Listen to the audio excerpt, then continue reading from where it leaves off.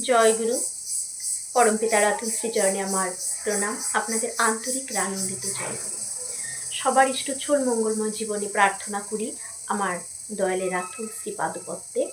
আজকের যে আলোচ্য বিষয়, যে ঠাকুর গীতা পাঠ করতে বলেছেন। ঠাকুর বলেছেন যে গীতাটা সকলেরই পড়া উচিত। আলোচনা প্রসঙ্গে বিভিন্ন জায়গাতে ঠাকুরের এটা বলা কিন্তু আছে। তো কোন গীতাটি ঠাকুর আমাদের পড়তে বললেন সেটাও কিন্তু তিনি বলে গেছেন। সেটাই আজকের আলোচনার বিষয়।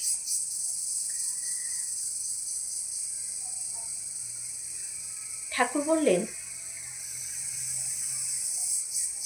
যে কেউ সাথে যাবে না তোর, ডালপালায় যত বাঁধবি তত এঁটে যাবে, ঝাঁপ দে না কীর্তনটায়। ঠাকুর কিন্তু সবসময় পুণ্যপুঁথি গ্রন্থে আমাদের কীর্তনের কথা বলেছেন, যে সংকীর্তন করে যেতে, হরি বলে যেতে, হরি নাম করে যেতে। আর সবসময় বলেছেন যে নাম করার কথা ঠাকুর আর কীর্তন করার কথা ঠাকুর কিন্তু পুণ্যপুঁথি গ্রন্থে বারবার বলেছেন।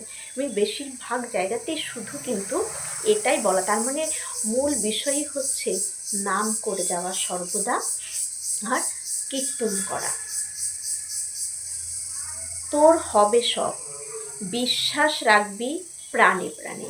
শুধু বিশ্বাস রেখে যেতে বললেন, যে বিশ্বাস যদি প্রাণে প্রাণে রেখে যাই তাহলে আমার সব হবে, বিশ্বাস না করলে কিছু হবে না। সারাদিন হাটে বসে করলি বেচা কেনা, মেলে না কীর্তনে ঝাঁপ দে।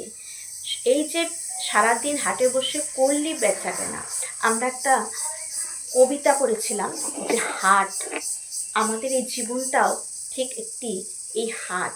এই যে ঠাকুর বললেন না, সারাদিন হাটে বসে করলি বেচা কেনা, এই যে সারাটা জীবন আমাদের, সারাদিন বলতে আমাদের যে এই যে সারাটা জীবন, এই সংসারটা এই যে চলাচল করছে, এটা একটা হাট।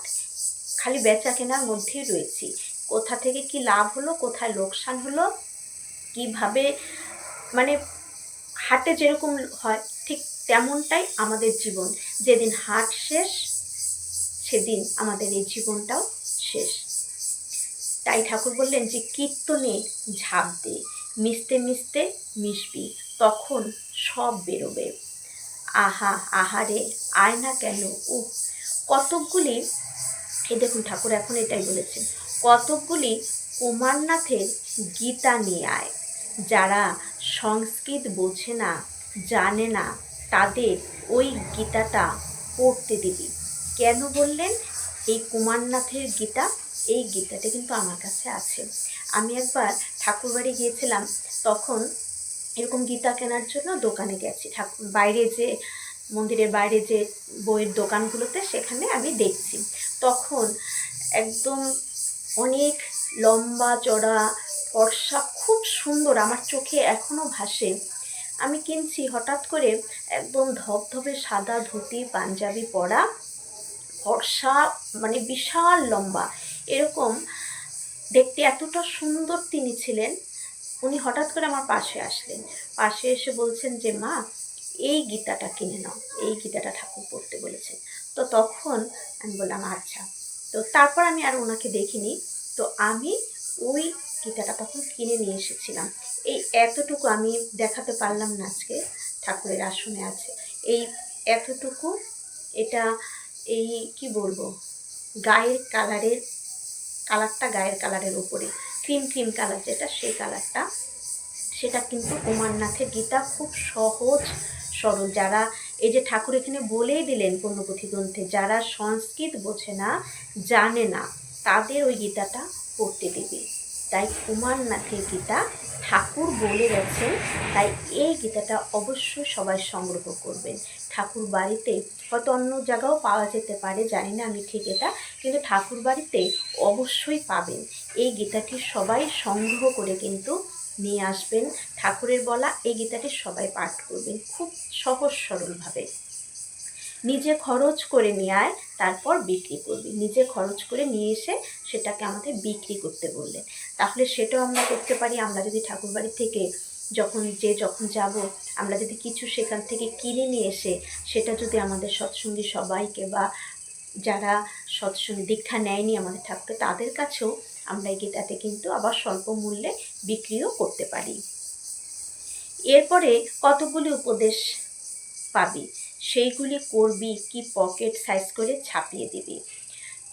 এরপরে ওখানে আমাদের কিছু মানে গীতায় যে বলেছেন যা করতে, যে উপদেশগুলো, সেইগুলো আমাদের করতে বললেন ঠাকুর। 10 বার পয়সা করে দান করবি, আর প্রত্যেককে দিবি, আরে যাক বালাই। তারপর এই গীতাটা এটাই বললেন যে সবাইকে এটাকে দিতে বললেন। পরমহংসদেবের ছোট উপদেশগুলির দামও কম, কাজও হয় বেশি। আর বিবেকানন্দের সন্ন্যাসীর যে গীতি, কাজ করো, বসে থাকলে কিছু হয় না, তীব্র কর্মী হওয়া যায়। ঠাকুর বললেন কাজ করে যেতে। ঠাকুর তো বলেছেন যে না করে যে পেতে চায় দুঃখ তার পিছে থাকে, তাই করেই পেতে হবে, বসে থাকলে কিছুই হবে না। তাই এই গীতাটি সবাই কিন্তু কিনবেন। এটি হচ্ছে কুমারনাথের গীতা।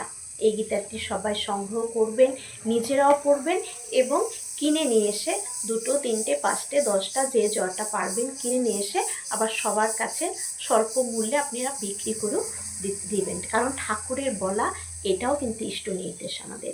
সবার মঙ্গল প্রার্থনা করে সবাই ভালো থাকুন। জয়।